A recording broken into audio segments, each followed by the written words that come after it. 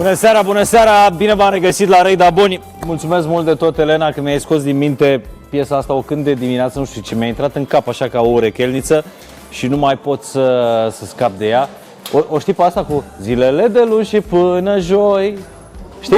Da, o știu. Doamne, deci nu mai scap de piesa asta. Mi se pare piesa perfectă pentru ziua asta de luni. Cred că împlinim vreo 24 de ore, cel puțin în București, de când plouă în continuu. Eu într-o zi ca asta aș fi dat liber de la școli, de la servici și de la serviciu. I-aș fi lăsat pe oameni să stea acasă, jur, dacă aș fi fost primarul Bucureștiului, nu atunci când a nins. Că iarna e frumoasă, dar ziua asta pe care o trăim noi de 24 de ore este absolut oribilă. Sper să se oplească ploaia până terminăm emisiunea, că nu mai suport. O să mă internez la sanatoriu. Doamnelor și domnilor, haideți să vedem ce v-am pregătit astăzi la Casa de Nebuni.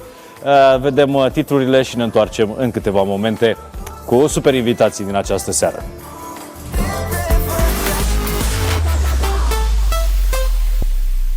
A fost un episod din viața mea. Ion Dichiseanu s-a urcat în primul tren și a povestit cu lux de amănunte călătoria vieții lui. Eu am cunoscut pe mama ultima oară când am văzut-o și tata m-a condus pe mine. Și am aflat noi, nu a aflat nimeni până acum. M-a plăcut, ce rămâne de făcut? Nu rata o bucățică din inima și din viața maestrului Ion Dichiseanu în exclusivitate la Rei da Boni. Strada untei înflorit, numai ea ne-a știut. Visul, jurământul șoptit și întâiul sărut. În numele Tatălui. După o perioadă petrecută pe tărâmul tuturor posibilităților, Constantin Enceanu s-a întors în România. Fiica lui a fost meșică, iar celebrul bunicuț a făcut furori la petrecerea de botez. Îți arătăm imagini în exclusivitate imediat la Rei da Boni. Și al fiului.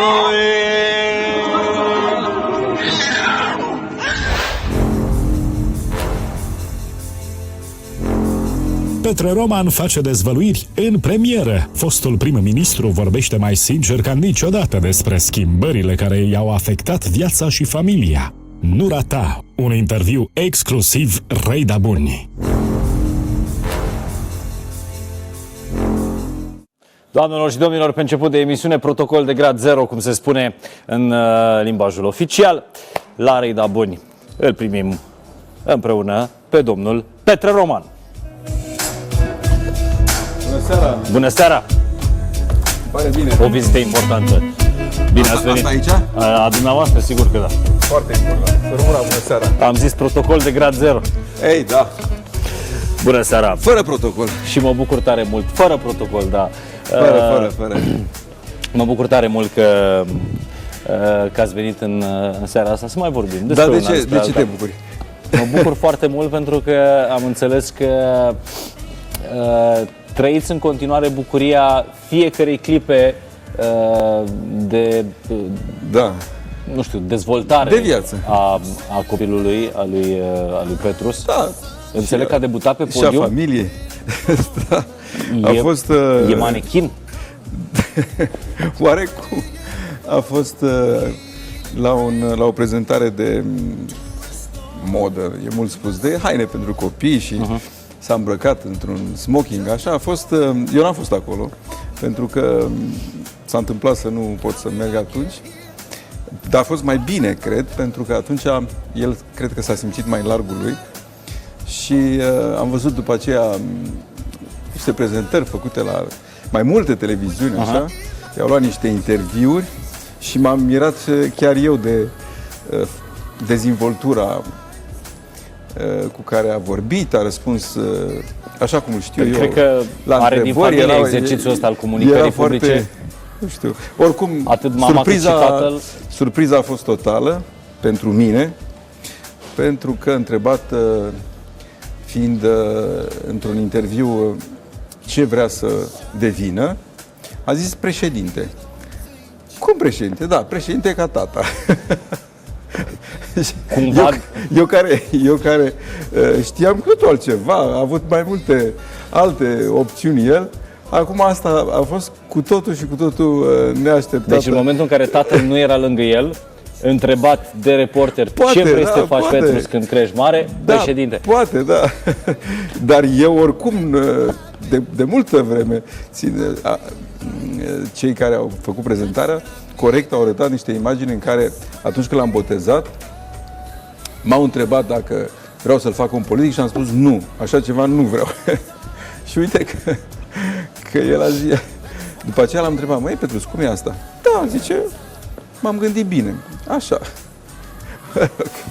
Dar interesant cum el la vârsta lui știe despre tatăl lui, că a fost președinte.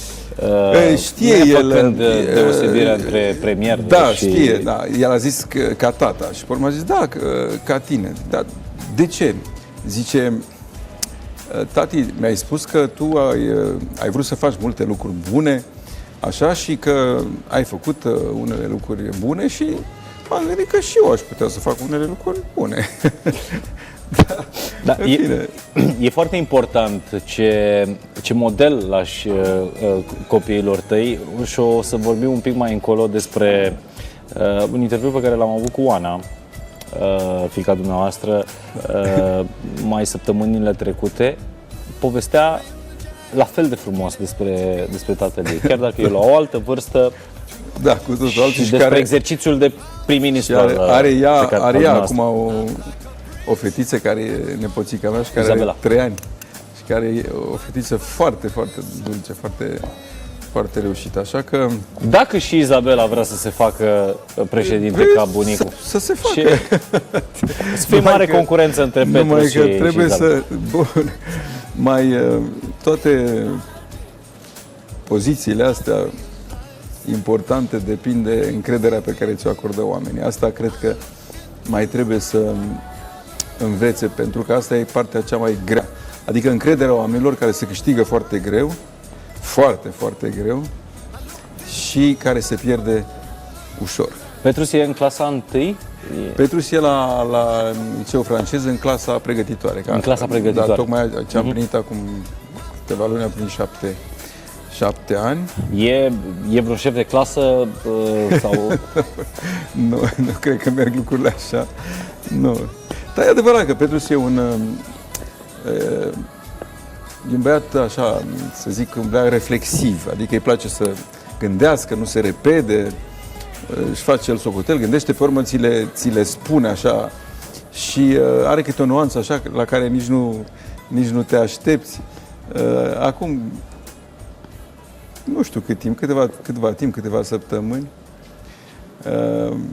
m-am dus să-l iau de la liceu și în timpul ăsta el era într-o sală unde așteaptă copiii, se joacă și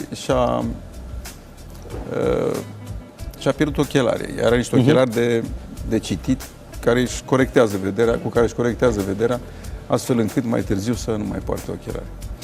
L-am luat, am plecat acasă și când am ajuns, nu erau ochelari, care, mă rog, sunt foarte importanți, că trebuie să-i poarte tot timpul. Și am început să-l iau puțin la întrebări. Petrus, dar totuși, cum e cu ochelarii? Unde ai făcut? Ce ai făcut cu ei? Să ne gândim cu tare. Nu, acolo sunt. În fine. Zic, Petrus, da, zice, tati, da, când mai veni și m-ai luat, zic, mă, dar sunt ochelarii tăi, nu sunt ai mei. Tati zice, da, ceea ce îmi spui acum nu puteai să-mi spui atunci. Corect. Deci n-am mai avut nimic de atunci. E un foarte bun politician, adică știe să... Nu, da, a spus un lucru logic. Logica nu ți arată, de fapt, care sunt condițiile adevărului. Da, el are ceva, sau cel puțin la ultima oară când îl văzusem, are și ceva din latura artistică a mamei. Da, cred că da, și mi-ar place fără îndoială, mi-ar place să moștenească de la mama lui ceva din zona asta artistică, emoțională. Mi-ar place foarte mult. Nu știu dacă se va gândi vreodată să meargă în direcția asta, dar mie unul mi-ar place. Fiindcă... Adică mai degrabă l-ați vedea artist decât politician? Sau v-ar conveni mai? Noi acum ne străduim ca toți părinții să-i dăm toată iubirea noastră. simțeam lucrul ăsta, dar am citit mult în studiile moderne despre copii că iubirea asta intensă pe care o dau părinții la o vârstă fragedă, la vârsta asta, este de fapt aceea care îl călește pentru viață. Îl face rezistent la, desigur, momentele care în viață pot fi și dificile sau chiar foarte dificile. Noi îi dăm toată iubirea asta noastră, el o primește cu brațele deschise și e un copil vesel. Contează, cred, foarte mult și ce vede în relația dintre mine și Silvia. În copilăria dumneavoastră ați avut parte de iubirea asta? Da, ați fost sigur că da. Fel sigur cum că îl creșteți acum pe Petrus? Sigur că da, sigur că da. Știu foarte bine, am în memoria mea, de fapt mai mult decât în memoria mea, bănuiesc în memoria mea sufletească, toate acele imagini ale iubirii pe care mi-au arătat mama, tata. E un moment pe care l-am povestit și a fost pe urmă prezentat în mai multe cărți, în care, fiind vorba despre mine sau despre tatăl meu, care a fost o personalitate importantă, a luptat în război civil din Spania, a fost comandantul regimentului român de artilerie în brigazele internaționale, care s-a acoperit de glorie. Și în toamna anului 1952, ani foarte grei, erau cu Stalin, omul avea niște porniri extrem de urâte, se pornise el împotriva celor care luptaseră în Spania, în fine. A fost arestat, cercetat mai multe luni. Câți ani aveați? Eu aveam 6 ani. 6 ani. Și când a ieșit, în februarie 53, în prima zi când a ieșit de la ancheta aceea oribilă, mama ne spusese că s-ar putea să nu-l mai vedem pe tata. În alte țări adică la 6 ani au fost executați. Mama a ales să vă spună adevărul în față? Eram eu cu cei doi frați ai mei mai mari și ne-a spus: copiii mei, trebuie să știți că s-ar putea ca să nu mai vedeți pe tatăl vostru. Da. Și în ziua când a ieșit, chiar ziua când a ieșit de la ancheta aia, m-a luat în parcul Herăstrău și văd în fața ochilor. Tata era un om înalt așa, subțire, era îmbrăcat într-un palton așa lung. Ne-am dus în parc și la un moment dat s-a oprit, s-a așezat în genunchi în fața mea și a spus: Petrișor, trebuie să știi că tatăl tău n-a făcut nimic rău, a făcut numai bine și trebuie să mai știi ceva, că atunci când nu mai avem nimic în viață, ne rămâne demnitatea. Aia să o păsești tu întotdeauna. Demnitatea. Cred că e prima lecție... Și asta a fost, nu e prima, e cea mai importantă lecție din viața mea. Cea mai importantă lecție din viața mea, da. Prin urmare... A 6 ani. Da. Mai mult sau mai puțin vârsta pe care o are Petru. Da, acum. 6, exact. Și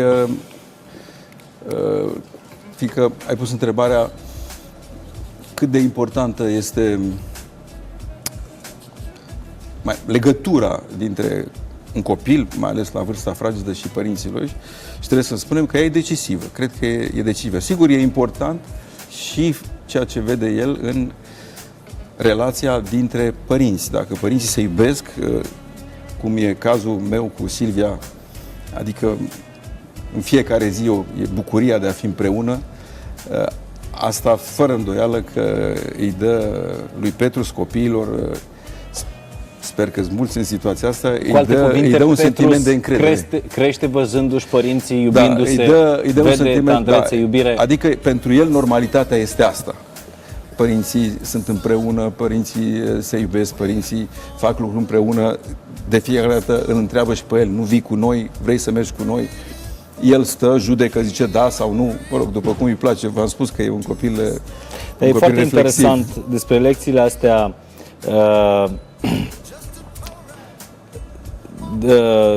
de peste generații, ca să zic așa. La peste 60 de ani distanță, tatăl dumneavoastră, în momentul în care a fost eliberat, v-a zis că în viață e cel mai important să fii când nu-ți mai rămâne nimic, îți mai rămâne demnitatea. Da.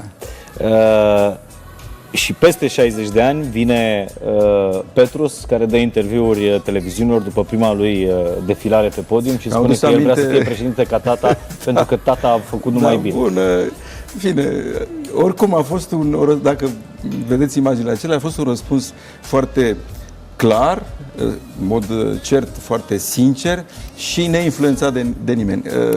Asta e ceea ce a făcut acum când are 7 ani. Da. Nu știam că va ajunge discuția aici, dar eram oarecum pregătit pentru că v-am zis că am avut o discuție, întâmplător am ajuns la subiectul ăsta săptămânile trecute cu Oana.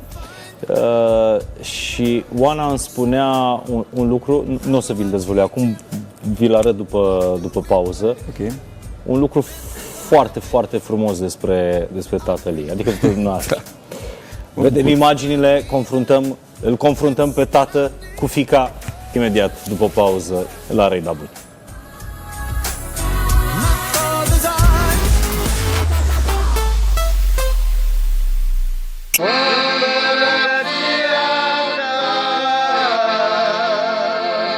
Nici în mormânt nu mai scape de Facebook. Un preot din România a șocat o țară întreagă după ce a făcut un live pe rețeaua de socializare chiar în timpul unei înmormântări. Filmulețul macabru a strâns multe like-uri, inimioare și comentarii.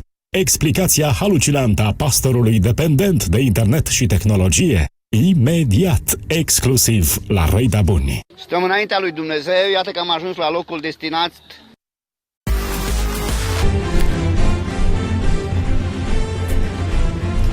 Protocol 0 la Rei Dabuni astăzi, cum vă spuneam la început, deși o discuție departe de șabloanele protocolului, împreună cu domnul Petre Roman am vorbit despre învățăturile pe care le-a primit de la tatăl său și pe care astăzi are ocazia să le dea mai departe fiului său. Oana a primit deja, fiindcă vorbeai de Oana.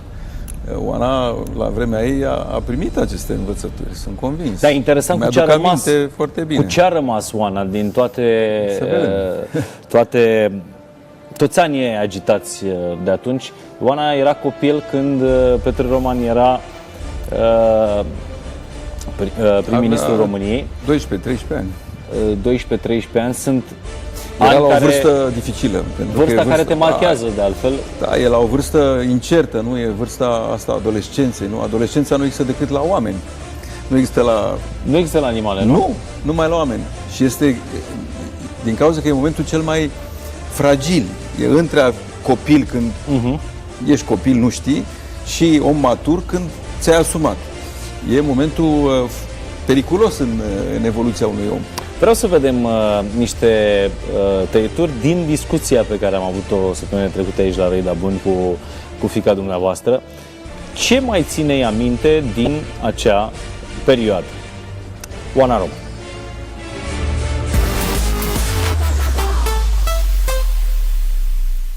Aș vrea să încercăm să facem un studiu, serios vorbind, în care să ne uităm la toți copiii celor care au fost în România după 89 președinți sau prim-ministri.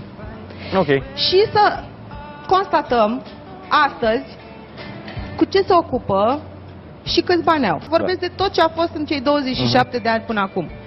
Pentru că m-am săturat de toată lumea asta care îmi spune taică-tu a furat, a vândut, a făcut, a nenorocit, a vândut țara, economia. Voi sunteți niște îmbuibați care ați trăit în puf și care n-ați avut nicio lipsă vreodată, nesimțiților, nenorociților.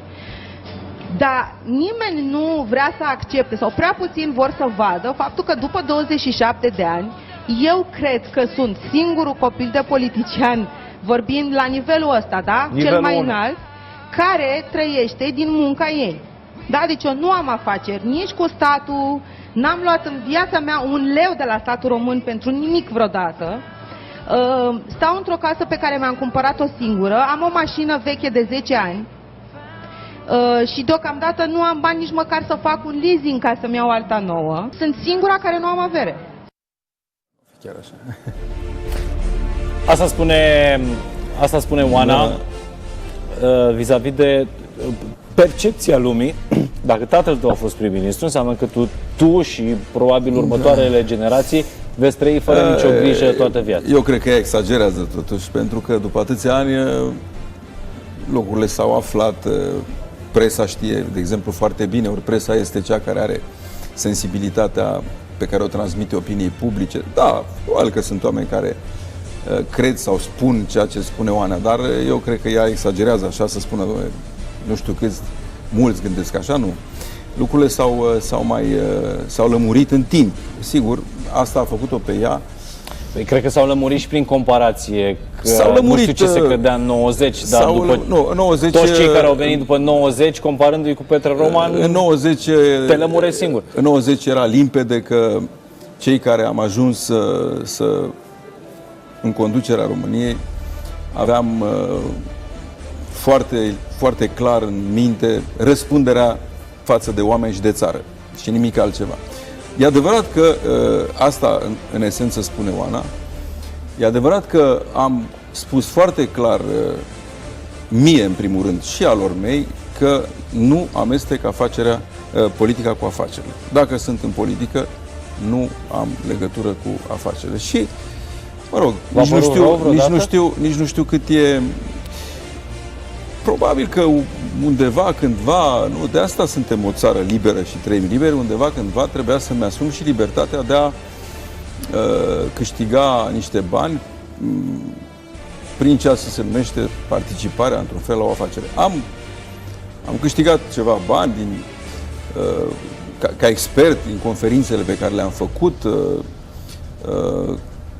mă rog, pe care le-am făcut mai ales în străinătate, din expertizele pe care le-am făcut în țară, de exemplu. Însă, poate că acum stau și mă gândesc, nu, când văd că există între noi, nu, și anumite restricții legate de materiale, să spunem, sigur că m-am gândit la lucrul ăsta. Nu aș întoarce lucrurile înapoi, dar poate că undeva este ceea ce e lumea de astăzi.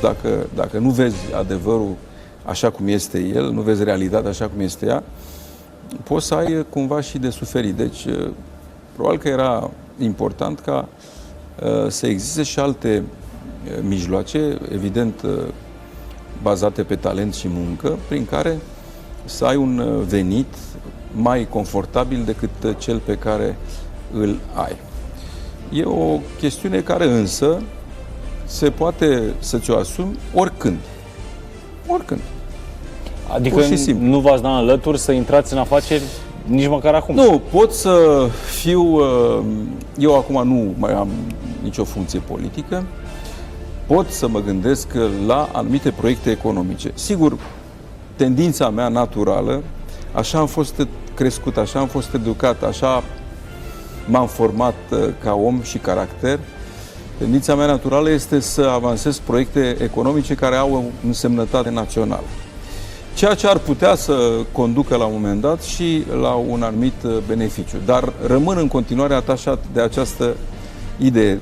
Nu de mult am avansat 2 asemenea proiecte de anvergură națională pe care speram ca actualul guvern să le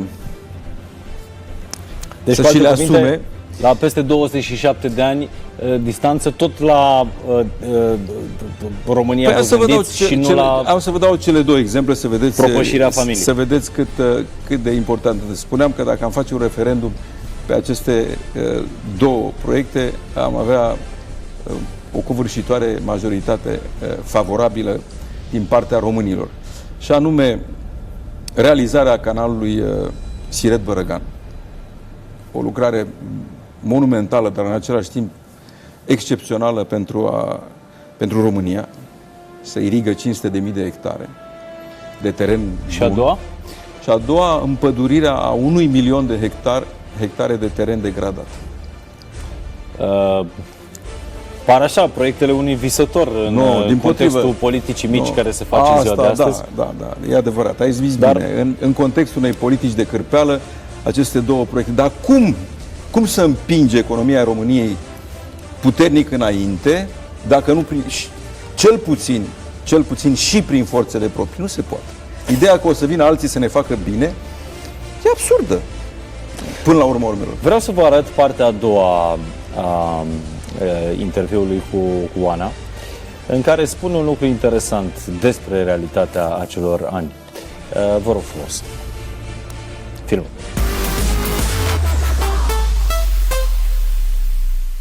Toți oamenii ăștia care 90-91 și apoi 96-2000 stăteau în genunchi, da? Și râcâiau pe la uși. Mai ales în 90-91, râcâiau pe la uși, da? Și pentru că Petre Roman era un prim-ministru care a dorit ca țara asta să meargă într-o anumită direcție și a susținut inițiativa privată și a susținut niște oameni care vreau să facă ceva, dar fără să câștige nimic din asta. Îmi pun capul și sufletul. Da, până la urmă se și vede că... Da, tata... Deci eu mi-aduc aminte, de exemplu, că un foarte mare om de afaceri din România, Și când spui foarte mare... cel mai mare, să spunem, mare. în 1991 m-a cărat de ziua mea cu un avion privat la Monte Carlo. Ce interes aveam? Cine eram eu ca să mă ducă el cu avionul privat la Monte Carlo de ziua mea? Bănuiesc că va face asta și anul ăsta. Dacă trec pe lângă el pe stradă, cred, mi-e teamă că nu mă salută. De ce? De ce? Pentru că avea niște interese. Când am scris chestia asta, mi-a scris un băiat care nu are minte nici cât găina din colț, că sună șantaj și că ar trebui să nu mai îmi plâng atâta de milă. Eu nu-mi plâng de milă și nici nu șantajez pe nimeni, că n-am cerut nimic vreodată în viața mea și nici nu cer. Poate că cer un pic de respect.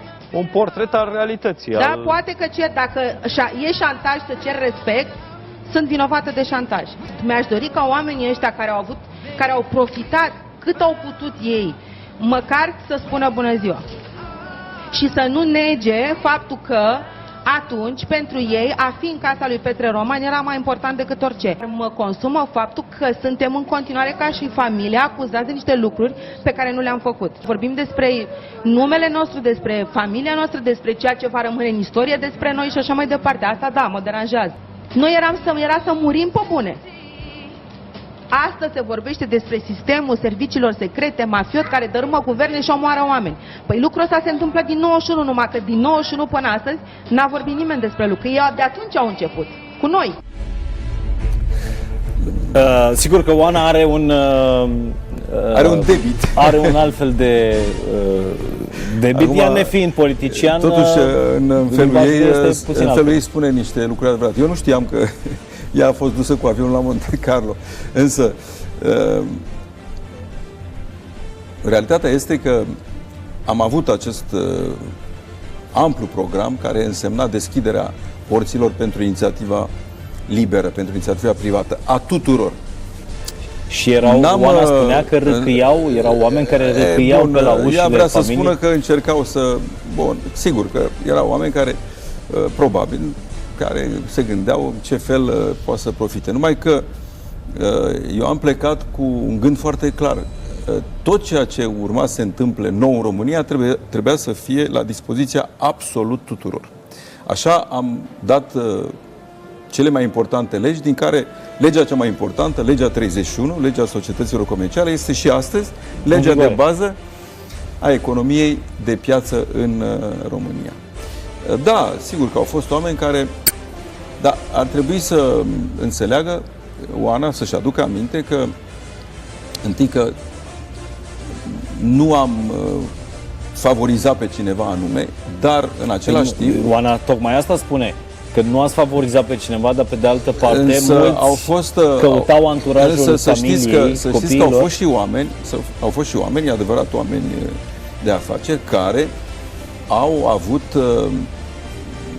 dorința ca, susținând programele și proiectul guvernului pe care îl conduceam, guvernul Roman, au avut o capacitate de relații, în special în lumea occidentală, care a ajutat România. Asta e un lucru care trebuie spus.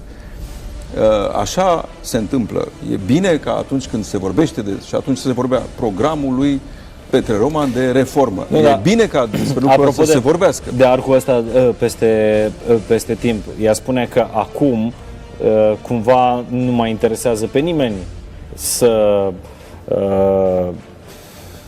nu știu, influența familiei Roman. Da. Acum, Apropo sigur de că acel zbor acum la n-ai- Monte Carlo, Da. la 14 ani. Dar sigur că nici asta nu este tema.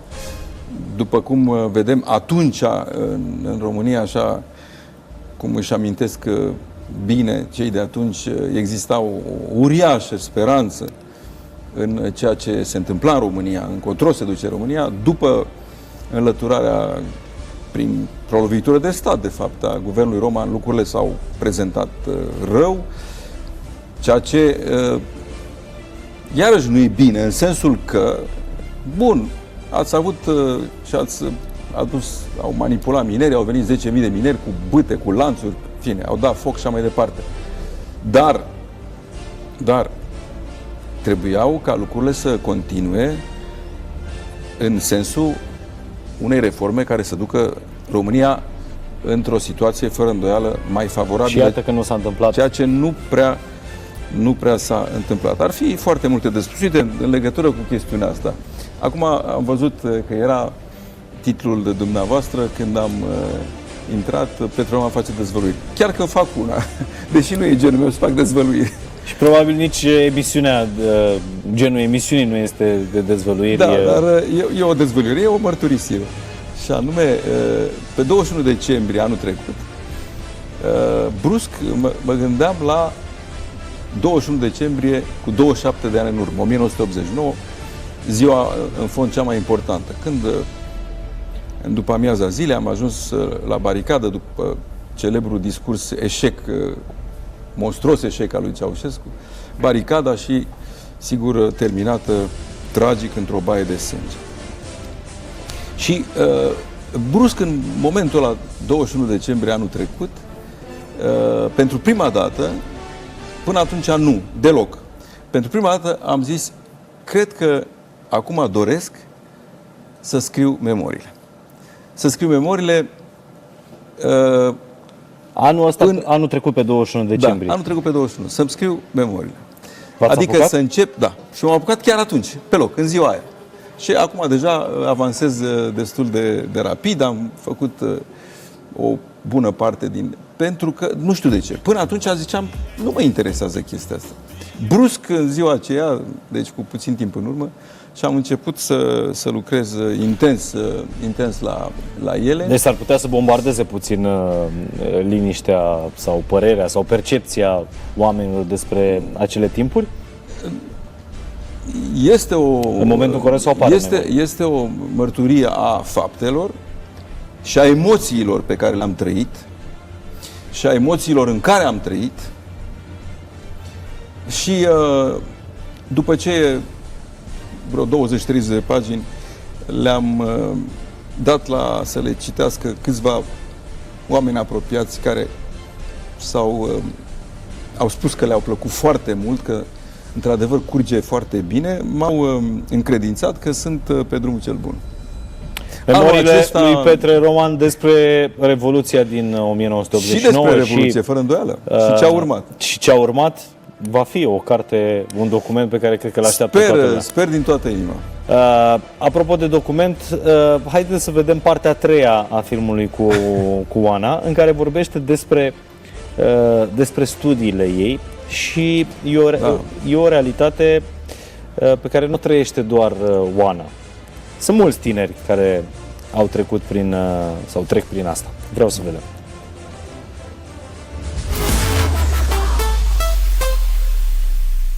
Pe mine mă apucă râsul când îi văd pe ăștia cum se laudă acum pe unde merg și pe unde se duc și ce fac. Eu le-am fumat pe astea de acum 25 de ani. Iată m-a dus în locurile alea. Dar eu n-am profitat de pe urma acestor lucruri niciodată.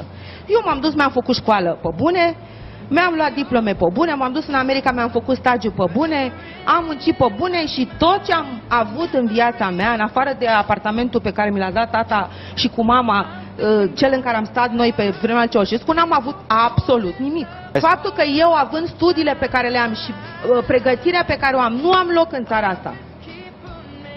din cauza că mă cheamă cum mă cheamă. Deci noi am ajuns să, cum să spun eu am ajuns acum în momentul ăsta să mă duc să iau credit de la bancă ca să pot supraviețui. De exemplu. Deci nu pentru o mașină, nu pentru o casă, și de nevoi personale, cum se spune.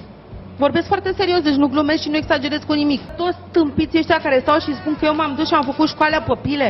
Vreau să știu și eu dacă există un singur om pe planeta asta care a făcut păpile școala la Sorbona. Vreau și eu, dacă există ăla să mi-l aducă. Doamne ferește, sunt universități în lumea asta unde nu merge. Despre ce vorbim? Adică la un nivel, nu să mă, că și în România la fel, sunt locuri în care oricâte pile ai avea. Nu cred că te trece un profesor. Dar eu nu cred că la Paris, Sorbona îi pasă cuiva cum mă cheamă pe mine și că vin de România, sincer. Deci m-am săturat să mi se spună în continuu că eu nu-s bună de nimic, că noi n-am făcut decât să furăm și să dregem și să profităm și să vindem dara și noi suntem, cum să spun eu, mai jos decât mediu în momentul ăsta. Da, a fost o zi în care Oana a avut foarte multe energii negative de descărcat, dar pe de altă parte are dreptate.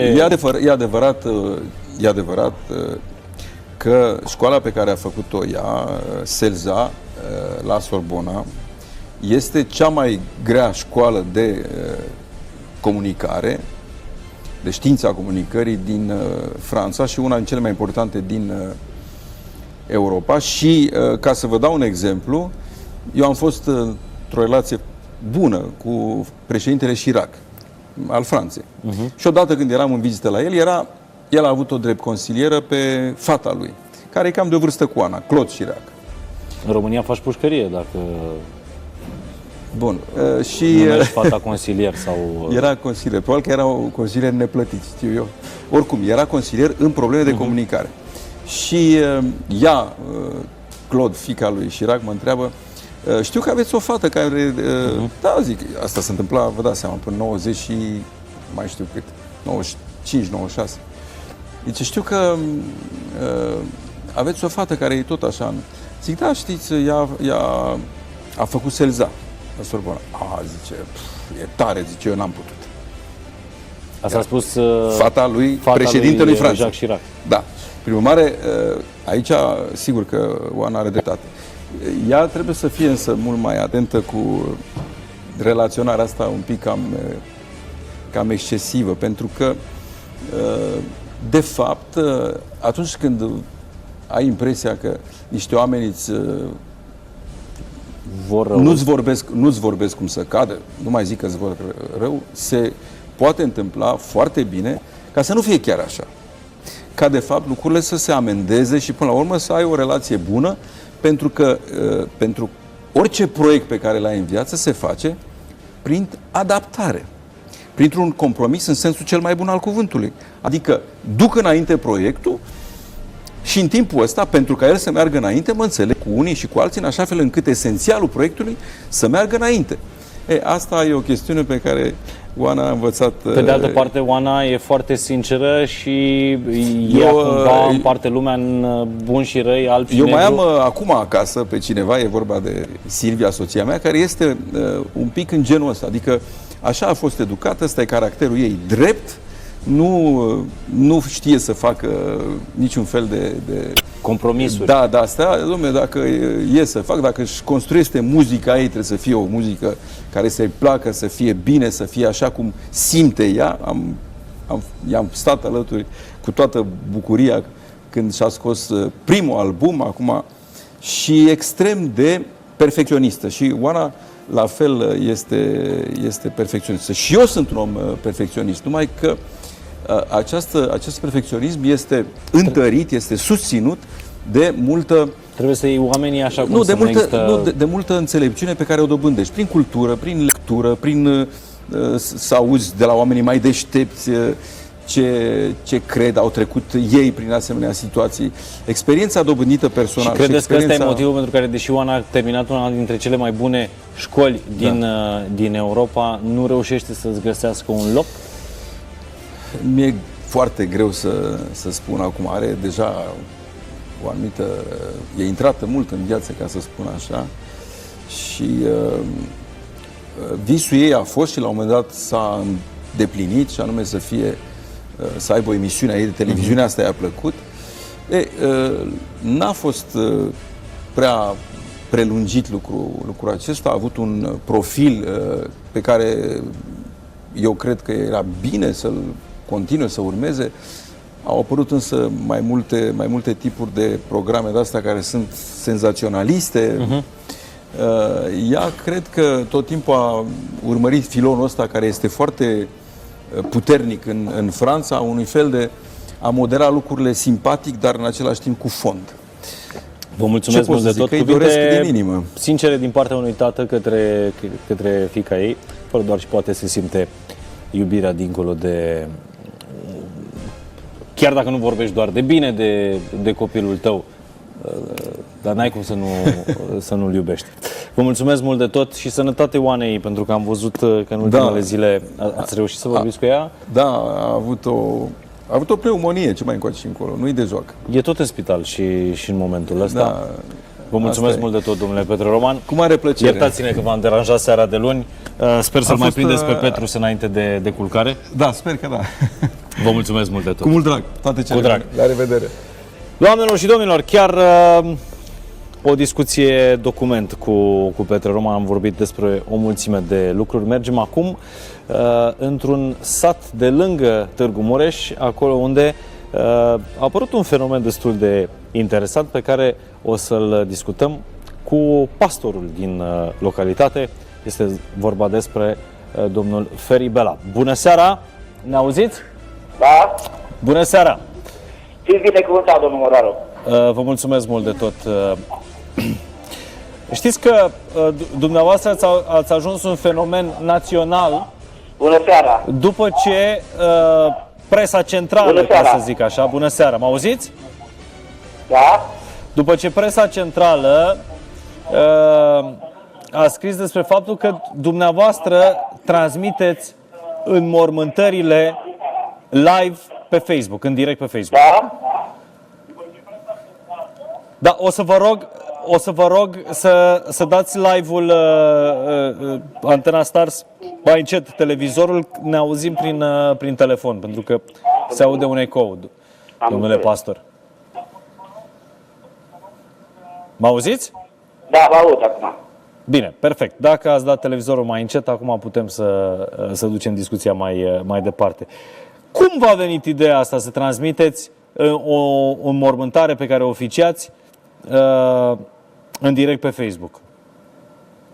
Avem prieteni plecați afară din străinătate, frații din Olanda, frații din Germania, care ne susțin în lucrare. Această activitate o fac din 94. Pe această cale vă felicit, Domnul să vă binecuvânteze activitatea pe care o faceți. Mulțumesc lui Dumnezeu că prin intermediul dumneavoastră pot să mă adresez la toți, mai ales la rom. La ce? Dacă putem să schimbăm mentalitatea lor și știți că romii trăiesc mai rău, responsib pe alta, mulți dintre ei sunt analfabeți și prin ajutorul acestei activități, prin Dumnezeu, prin cuvântul lui Dumnezeu, căutăm să-i schimbăm viața lor, din zi în zi să fie mai bună, mai fericită. Transmițând înmormântările pe Facebook, credeți că această comunitate de rom pe care o păstoriți se alfabetizează? Nu, noi ținem o biserică. Da. Avem biserică marți, joi și duminică. Am înțeles. Bun, dar vorbeam strict despre faptul ăsta, că ați transmis una dintre procesiunile dumneavoastră, o înmormântare, ați transmis-o live pe Facebook. Da. Și voiam să știu ce v-a făcut să luați decizia asta. Nici nu știu pe ce cont de Facebook ați transmis-o. Pe contul dumneavoastră personal, nu? Da, la contul meu personal. Așa. Mă auziți, domnule pastor? Da, vă aud. Perfect. Da. Dacă puteți să-mi răspundeți la întrebarea pe care v-am adresat-o mai devreme. Sigur, am postat ca oamenii să vadă ceea ce facem. Pentru că la noi în comunitate oamenii sunt reformați, ortodoxi și noi aici unde avem și cimitirul am primit donație la acest cimitir, nu plătim cotizații, nimic și oamenii sunt foarte săraci. Păi atât de Puteți să săraci facem încât așa își permit să vadă, transmiteți înmormântarea pe Facebook ca să o vadă pe Facebook. Ceva Da, vede prietenii noștri, frații noștri de pretutinderi creștini, penticostal. Deci, stați un pic. Eu încerc să traduc ce spuneți dumneavoastră, domnule pastor. Deci, ați transmis înmormântarea asta ca frații dumneavoastră din străinătate sau din alte orașe mai avute ale țării să vadă cât de săraci sunt oamenii din comunitatea dumneavoastră și să trimită ajutoare. Sigur. Deci a fost un fel de campanie. Dar de ce Prin această filmări care eu le fac, a fost ajutață 16 case, anul trecut am construit în comuna noastră la Rom, în care am salvat 80 de copii. Foarte frumos. Felicitări pentru orice faptă bună. În fiecare zi îmbrac câte 15-20 de copii de la încălțăminte până la îmbrăcăminte.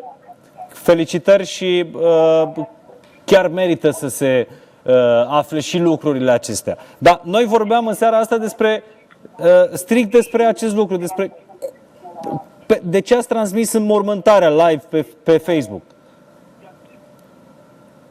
Din ce am înțeles, mi-a spus mai devreme, ați transmis-o ca să vadă cei din străinătate cât de săraci sunt oamenii care vin la mormântare și să trimită ajutoare. Dar puteți la fel de bine să transmiteți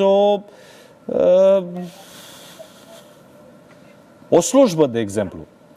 Și frații romi să vadă și religia noastră, puteți să facem ca și cei ortodoxi, cei reformați, că suntem la fel, suntem egali înaintea lui Dumnezeu, toți oamenii. Că puteți să facem și noi o mormântare ca ortodoxii, ca reformații, ca toate religiile. Am înțeles. Da, tocmai spuneați mai devreme să vadă frații rom, dar spuneați că frații rom sunt foarte săraci. Săraci, dar cu cont pe Facebook.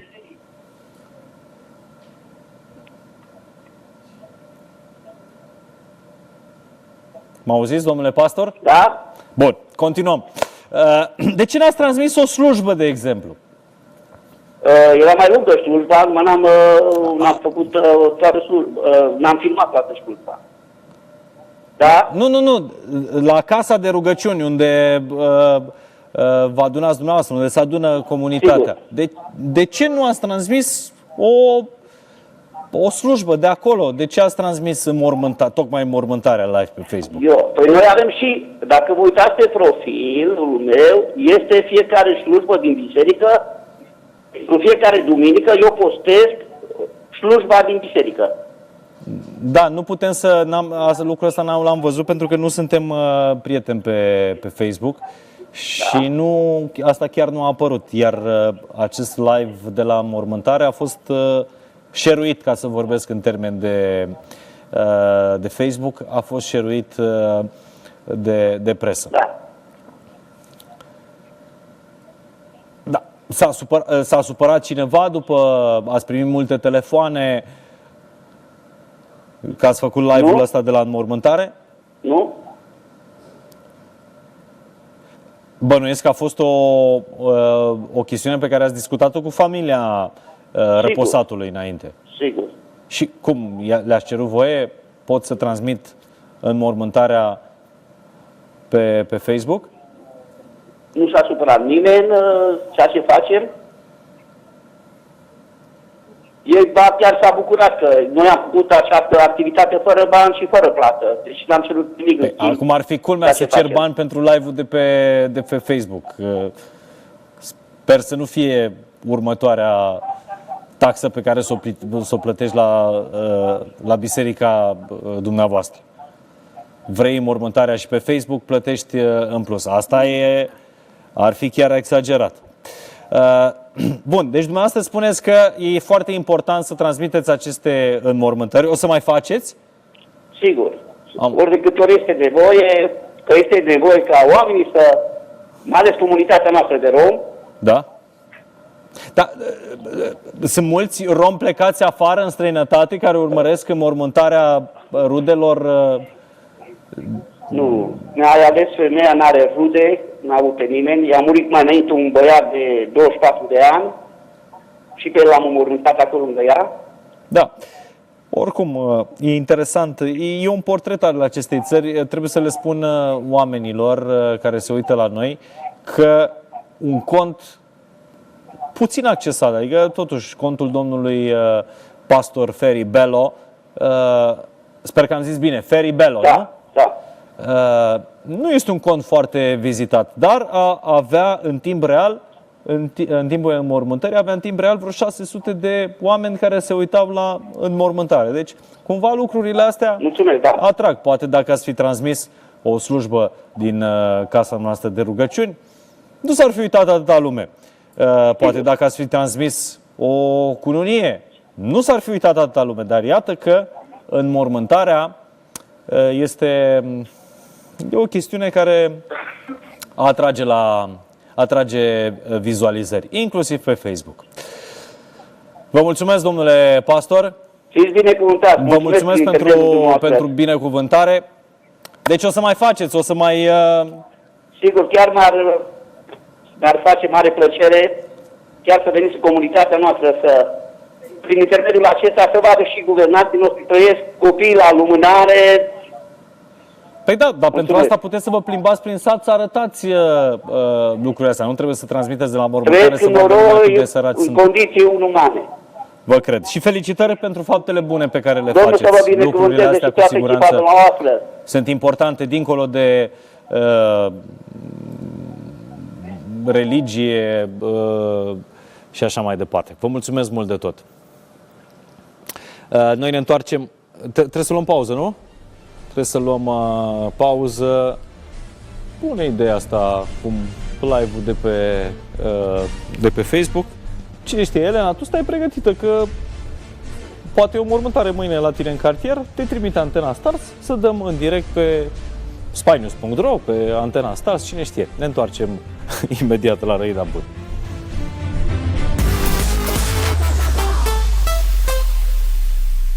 A fost un episod din viața mea. Ion Dichiseanu s-a urcat în primul tren și a povestit cu lux de amănunte călătoria vieții lui. Eu am cunoscut pe mama ultima oară când am văzut-o și tata m-a condus pe mine. Și am aflat noi, nu a aflat nimeni până acum. M-a plăcut, rămâne de făcut.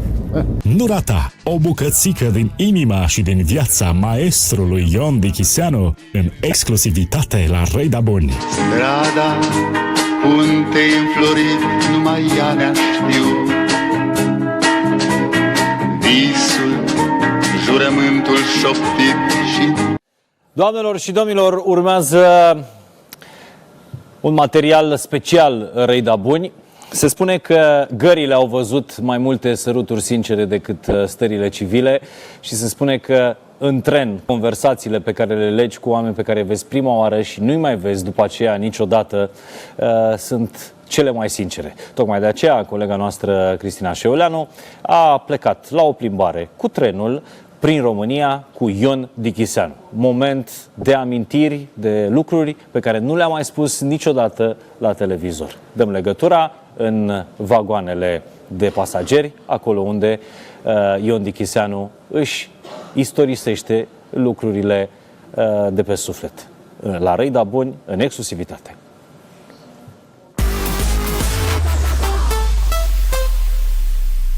Strada untei înflorit, numai ea ne-a știut. Visul, jurământul șoptit și tâiul sărut. V-ați întrebat vreodată cum arată o zi din viața lui Ion Dichiseanu? Echipa Răida Buni a stat pe urmele maestrului timp de 24 de ore și nu l-a scăpat din ochi nicio clipă. Boem, așa cum ne-a obișnuit deja, Ion Dichiseanu și-a început ziua cu o cafea cu aromă de țigară. A continuat într-o sală de teatru cu iz de romantism, o poveste de colecție de pe peronul gării urmată de o călătorie cu trenul demnă de pus pe paginile unei cărți.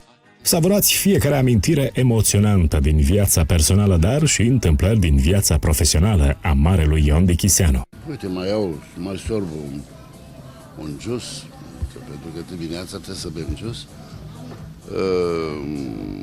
cafeaua și un măr, încă n-am ajuns la tabieturi. Mai am peste 20 de ani să mă întreb de tabiet. Nu, așa e obișnuit, așa. Dacă obișnuința înseamnă a doua natură, cum se zice, m-am obișnuit așa, că dimineața trebuie să beau cafea. Dar când văd oameni, pornesc ziua cu alt tonus. Am un alt, nu știu, mă încarcă pozitiv. Și dacă se trezește fimea care face cafea sau ginele, și nu plăcerea, că mai trebuie vorbită și cafeaua aia. Eu am o stare, așa spun ce am visat, n-am dormit bine, am dormit bine, am de făcut asta și vorbită cafeaua și bună dispoziție care trebuie să existe de dimineață. De dimineață încă. După o cafea vorbită, maestrul și-a continuat povestirile din poziția unui spectator la teatru și a început cum numai el știe. Cum se poate intitula decât adevărul mai frumos decât legenda? A făcut așa niște ochi la mine și eu, da, asta îmi place. Nu fabulez nimic, nu ficțiune, nu. Pur și simplu, tot ce mi s-a întâmplat, nu. Numai am selectat în carte, sunt, ca așa scriu eu, 20 de cărți. La Sara Montiel a fost un episod din viața mea, iar aici e o bucățică din inima mea. Am scris adevăr. Și adevăr din viață, nu numai întâmplări din filme și din teatru, și din viața mea personală. Pe scenă am o altă emoție și aici, ca spectator, am altă emoție. Dacă mă iubesc, cartea îmi citesc. Băiatul de ceferist a petrecut mult timp printre trenuri și gări, așa că peronul gării înseamnă mult pentru Dichi. Cele mai valoroase amintiri cu părinții săi sunt chiar de aici, de pe peron. Pentru mine, în copilărie, gara era să adun biletele, că perioada când eram eu kinder, eram un copilaș, fără minte. Dar auzind că la 2000 de bilete, oamenii le aruncau pe jos bilete, primește o bicicletă nouă, noi fiind 9 copii acasă, tata să ne ia biciclete, de unde? Dintr-un salariu. Și eu alergam printre linii, printre vagoane, să adun bilete, că se spunea că la 2000 de bilete primesc o bicicletă, dau biletele adunate. Mamă, ce era printre roze, era să mă calci și trenul. Dar nu asta, o amintire foarte tristă, gara, când spun gara, indiferent, e gara. Gara mi-aduce aminte de o despărțire de mama. Mama era bolnavă de cancer și îi prin lagăr și a venit la o soră de-a mea, o soră care era mai mare decât mine, care m-a preluat, ea a devenit mama. Și ăsta, dar zice, nu stau la voi, eu mă duc la Fetești, unde era născută ea, de acolo, mama, tata din Călăraș, mama din Fetești. Și cine a condus-o la gară? Eu, prichindelul, eram penultimul, din cei 9, eu sunt penultimul în familie. Și am condus-o pe mama. Și avea grijă, fiind bolnavă, știam că multe zile nu mai are, sărăcuța de trăit, dar a vrut să moară unde s-a născut, la Fetești. Și am condus-o. Eram elev. Și ultima vorba ei, în gară, când am urcat-o cu valiza în tren, zice, m-am îngăiat, avea o lacrimă și zice, să ai grijă de tine. M-a pupat și a spus, destinul, că eu cred în destin. Tot în gară, tata mă conduce pe mine.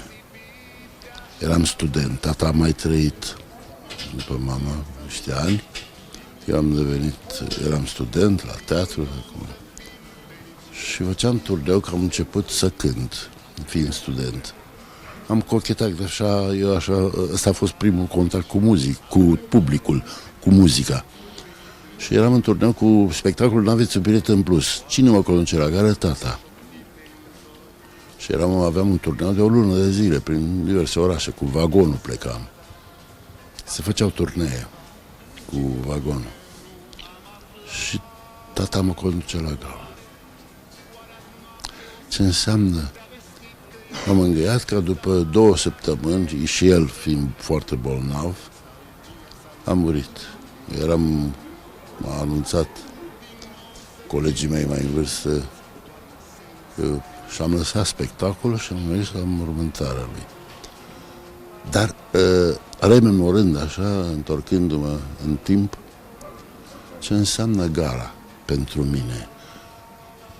Și de copilărie, că adunam bilete, și tristețe că și mama m-a despărțit de mama și de tata, tot în gara. Și eu m-am născut tot la pavilioane CFR-ului, ce înseamnă gara pentru mine. Eu am cunoscut pe mama, ultima oară când am văzut-o, și tata m-a condus pe mine. Amintește-ți clipa ce a trecut.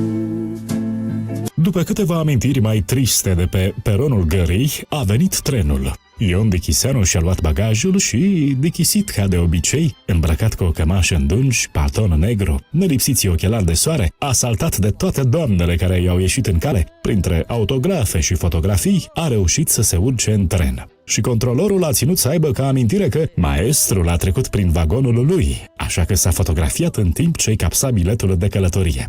S-a făcut liniște, se mai auzea doar zgomotul trenului și am pornit la drum.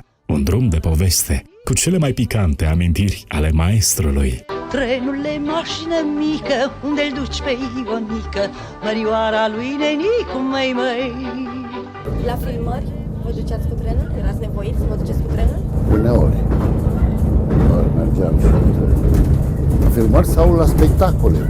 Apropo de vagon de dormit, nu? Vagon-li, cum se spunea în limba lui Voltaire. Sigur că mergeam cu trenul, plecam, ne întâlneam după spectacol, ne întâlneam la informația, asta era punctul nostru de întâlnire cu colegii mei, toată floarea gerului. Și aveam spectacole la diverse orașe ale țării. De exemplu, la Timișoara sau la Oradea sau la Arad, Cluj chiar. Desigur, nu puteai merge cu mașina după un spectacol obosit, străburchi la volan. Nu aveam șofer, cred că nu aveam salariu de șofer. Să am pretenții să am șofer. Și ne întâlneam la asta să luăm. Trenul pleacă la 11. Și normal, impresarul ne lua vagon de dormit, ca să ne odihnim. Filmam post-restant la Onești. E o distanță, nu? Și Portofranco la Sulina. Și în două cuvinte vă spun.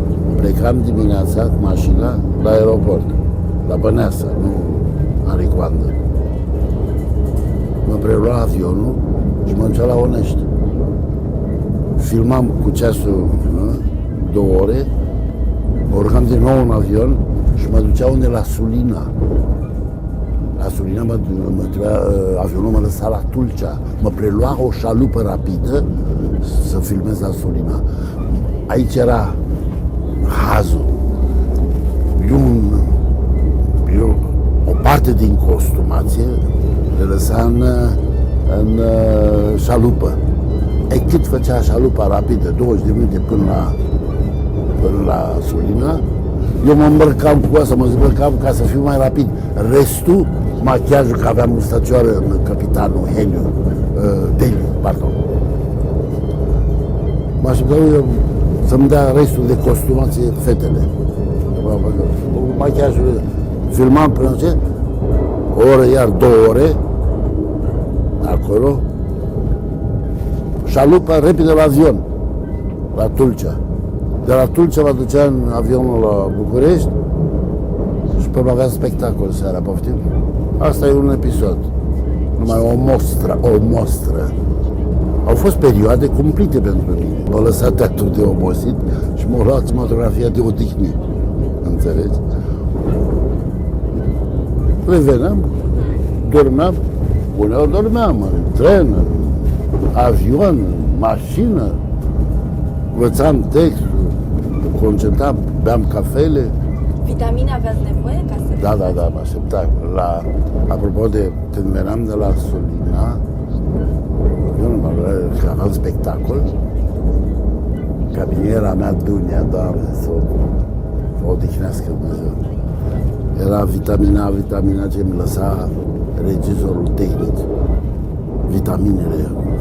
Luam ca să putem, păi jucam perioada, aveam Otelo, aveam roluri mari, Shakespeare, tirade. Trebuia să fie odihnit, dar mie de alte treburi. Tatăl Dicky își aduce aminte și de cele mai frumoase momente petrecute cu fiica lui, care de curând i-a dăruit o nepoțică, Mesia, așa cum o numește maestrul. Actorul a fost cel mai fericit atunci când Ioana și-a întâlnit jumătatea tocmai în Grecia.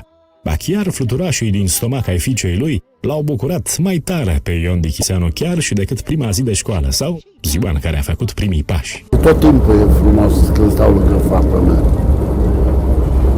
Tot timpul mă simt bine când stâng lângă fata mea. Și poate să fie frumos. Așa cum eu am aruncat-o, cu voi trebuie să fiți sărbătoriți în fiecare zi, nu pe 8 martie.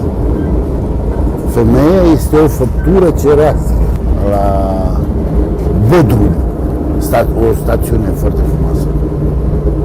Hotel 4 stele, mă rog. Să ne relaxăm. Eu n-am știut, eu nu m-am aflat. Între timp, ele fiind pe plajă, a apărut un cățeluș. Ea s-a apropie, când l-am văzut, a lăsat soarele, s-a dus după casă să-l mângâie. Dar alături de câine mai vine și un domn, care ulterior i-a fost soțul ei, Grecu, Luis. Și cu de fudul s-a îndrăgostit de el de ea, cățelul, nu știu ce, ăsta a fost mobilul, muza.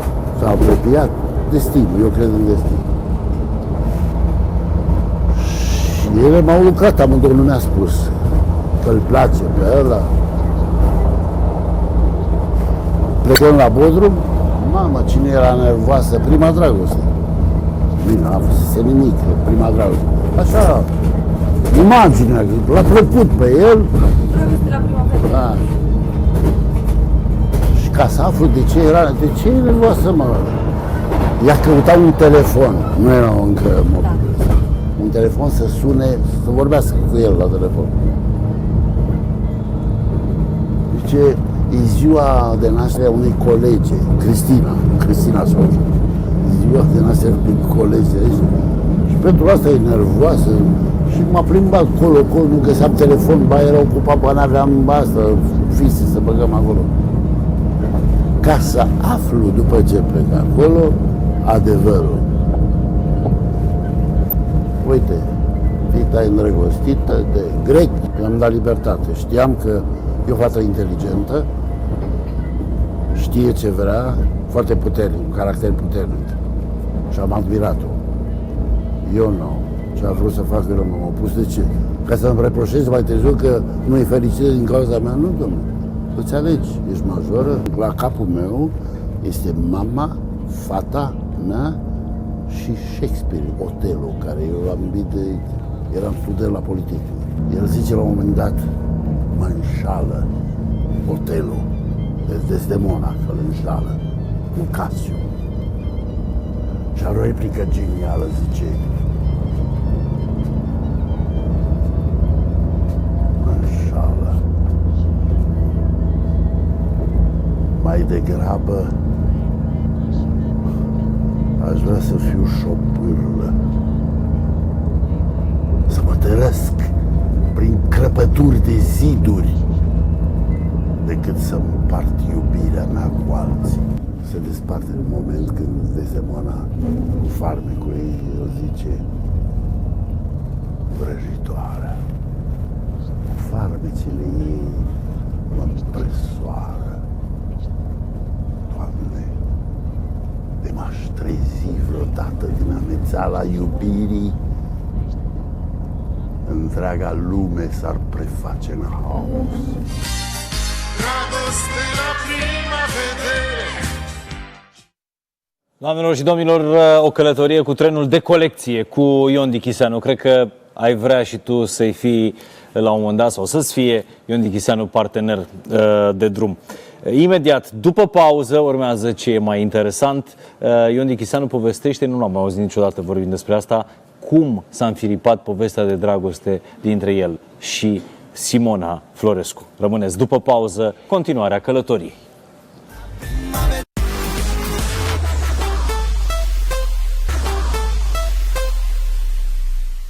Am văzut-o, mi-a plăcut. Ce rămâne de făcut? Mi-a plăcut, ce rămâne de făcut? Repetam în groapa, în musical-ul la ei, la estradă, că erau mai mulți de acolo, de la estradă. Păi microbusul a plecat din fața teatrului de revistă, Tănase. Și întrebam și eu acolo cum e, cu ce colegi sunt. Și când o văd, mângâia botul cald, așa. Asta a fost prima mea vorbă care am adresat-o. Păpușă, ai grijă să nu te pape calul. Ha, ha, ha, hi, hi, hi, și-a râs. Hai, au venit și aia cu... Au făcut plinul cu ciorba lor de burtă și să mergem la Galați. La Galați așteptam să vină formația al Mircea Dregan, 2000, formația 2000, parcă așa se intitula. Ca să repet piesele. Dar eu repetam, dar gândul meu era ce fac ceilalți colegi, avem frunte cu Simona. S-a așezat la masă, am terminat repetiția asta, ca să fiu mai pe scurt, și am venit la... Zic, dar nu, stai lângă mine, că i-am mâncat delicat, nu știu, era timid, era 19 ani. O credeam. Și după spectacol, îți face plăcere, am mers în spate, microbusul, ca să fiu, l-am lăsat pe Gică, șoferul. Și am venit în spate, stau. Îți face plăcere să... Și era ziua coincidență, ziua unui suror de-ale mele, care mi-a 25 de ani de căsătorie. Și am coborât la... Ce da. Dar eu uitasem că odată am fost la ea, dar nu mai știam scara, știam blocul așa. Și era 12, 11 jumate noapte. A doua zi eu plecam la Târgu Jiu cu Răduleasca, nu cu ea nu era, nu o chemase, cu Carmen Rădulescu. Și urcă, am greșit scara la etajul 7. Dar liniște. Ce să mai spun, că e liniște. Pe urmă iasă. S-a destăinit și a spus, ce frică mi-a fost că mă duci, că e aniversarea Surianului, deci tu, uite, mă duci, nu știu unde. Și ce zic eu, corect, eu am fost corect, zic, nu cred că e scara cealaltă. Ei, când am urcat, sigur, gălăgie, acolo, bine ai venit, prezentat-o. Zic, nu pot să stau mult, am la soră, mi-a dat darul. Zic, mă asculte dimineața, dacă îți face plăcere să vii la Târgu Jiu, vezi ce înseamnă destin. Dacă îți face plăcere să vii la Târgu Jiu, eu o iau pe Carmen Rădulescu și mergem cu mașina. Dimineața, bagaj făcut, să plec la... Ea nu mi-a dat un răspuns. Dar am văzut unde stau. M-am dus pe Carmen și când m-am întors, sora mea care m-a crescut ca și mama mea. Și uite cine a venit. Ea era deja instalată. Merg și eu la tine. Bine, dragă. Și eu am mers cu amândouă. Și atunci a început. Și a început povestea de iubire. Poate să confirme și Simona. I-am spus, fă-mi copil și te iau de nevastă. Simplu. Și poate fi un bărbat mai corect. Fă-mi copil și te iau de nevastă. Mi-a avut copilul, am avut de nevastă. Strada ce-a purtat într-o zi pașii noștri pe asfaltul ei. Astăzi, când tu nu ești aici și-o străbat singuri pașii mei.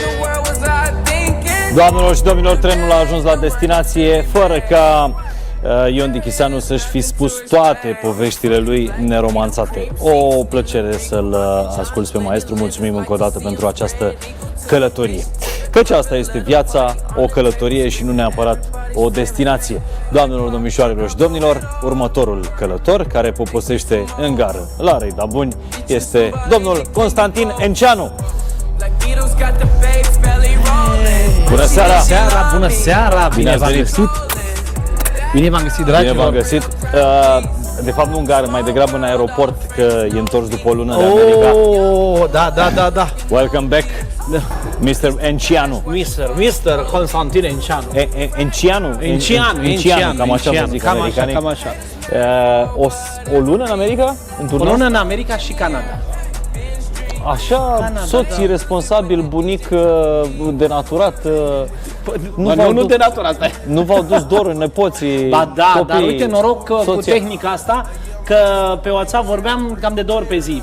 Dacă atunci când eram în țară pe WhatsApp nu prea vorbeam cu ei, Da. mă duceam să-i văd, știi, live. Acum ne avem posibilitatea de a-i întâlni cu WhatsApp-ul, puteam să vorbesc. Pac, pe video. Și imediat.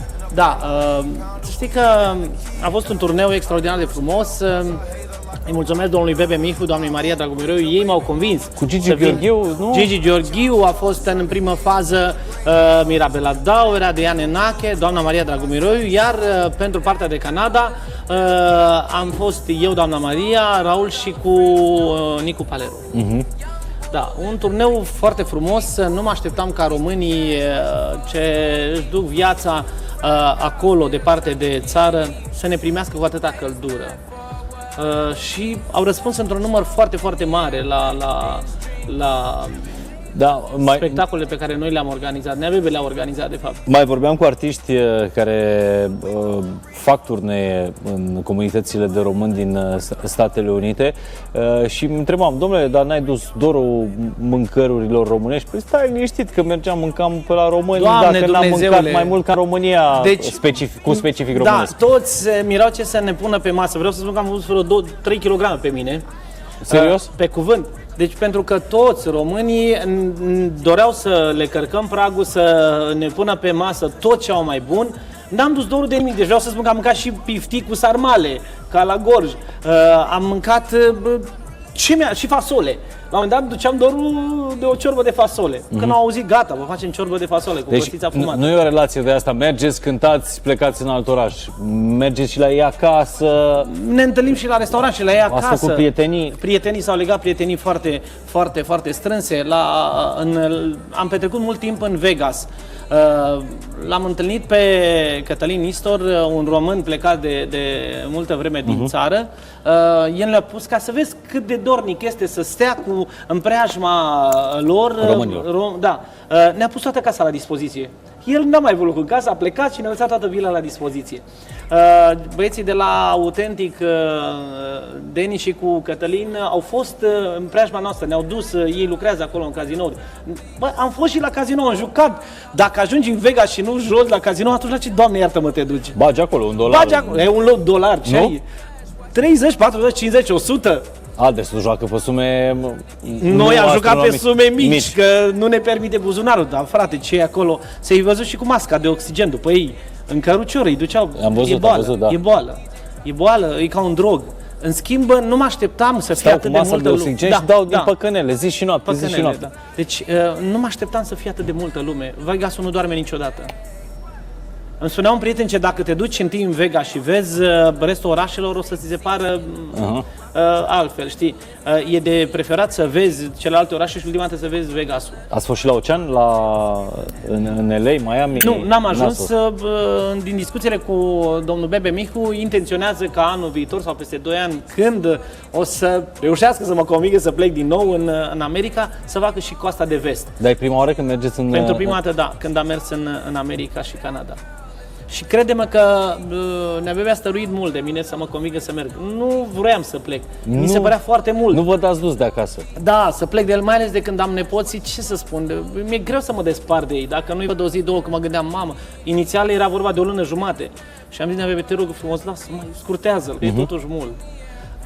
Și partea frumoasă a lucrurilor este că am avut activitate foarte intensă și mi s-a părut că a trecut timpul extraordinar de repede. Nu, acele 30 de zile, nu știu, mi s-au părut că au trecut ca într-o săptămână. Și faptul că am mers foarte mult cu... Ce am mers cu avionul în perioada asta, tată, de n-am mers toată viața. Noi am avut sediu central, cum se zice, în Vegas și mergeam de acolo în Atlanta, Detroit, vino înapoi în Vegas. Du-te înapoi la New York, Washington, vino înapoi în Vegas. Ați făcut-o continentul. Du-te în Toronto, în Canada, Montreal, Edmonton, Calgary. Și v-ați întors în România, v-au luat de nou, ca să zic așa, ați cântat un weekend.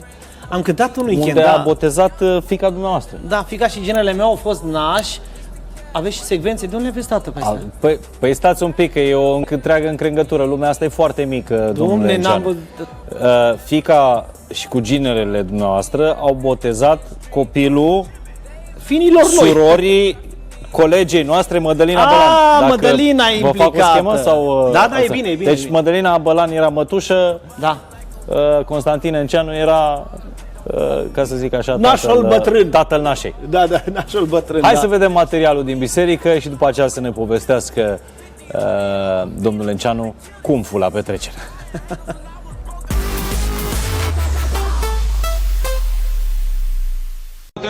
Robul lui Dumnezeu Mario Florentina, în numele Tatălui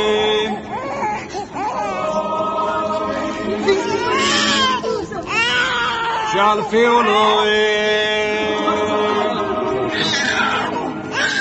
și al Sfântului Duh.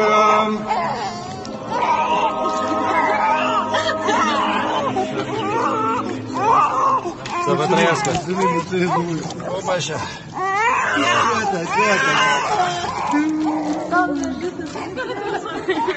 Hai, Neșica! Să vă trăiască! Îl tamponăm!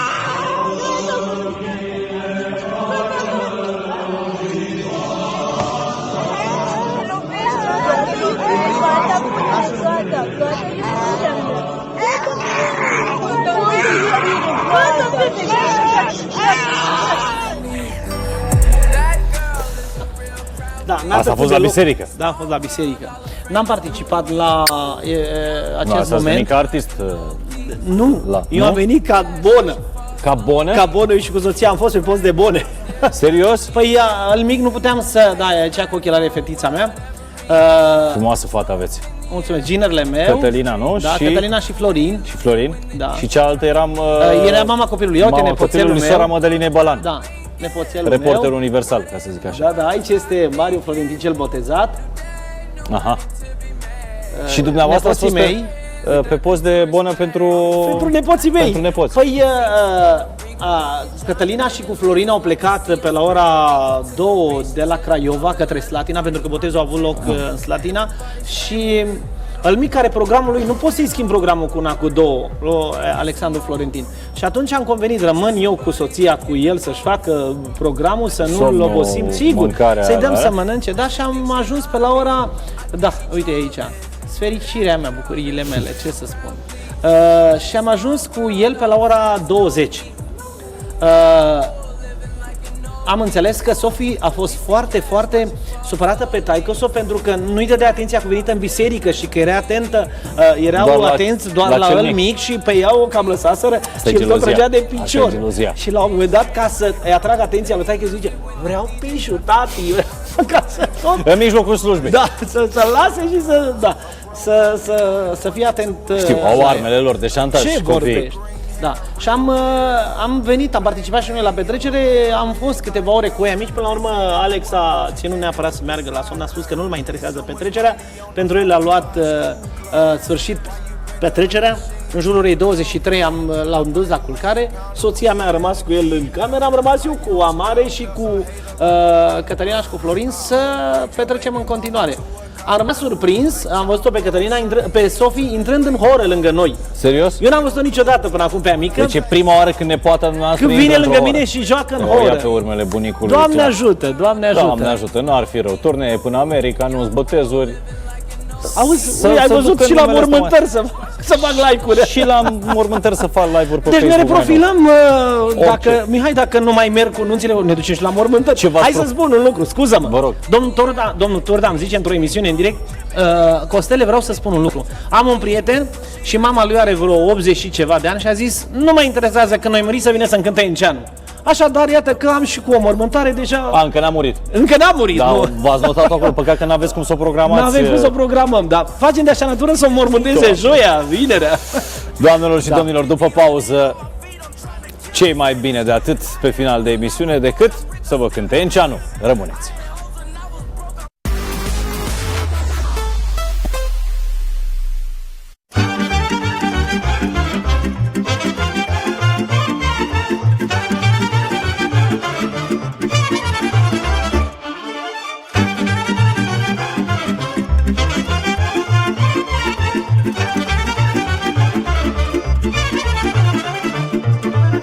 Vântuleț, odihnă n-ai, într-un loc nu poți să stai, într-un loc nu poți să stai, mă. Azi pe deal, mâine pe vale, bați suflete călătoare, bați suflete călătoare. Of, of, suflă vântule cât poți, dar întoarce anii toți, dar întoarce anii toți. Of, of, dă-mi soarta de la început și în viață ce-am pierdut, și în viață ce-am pierdut.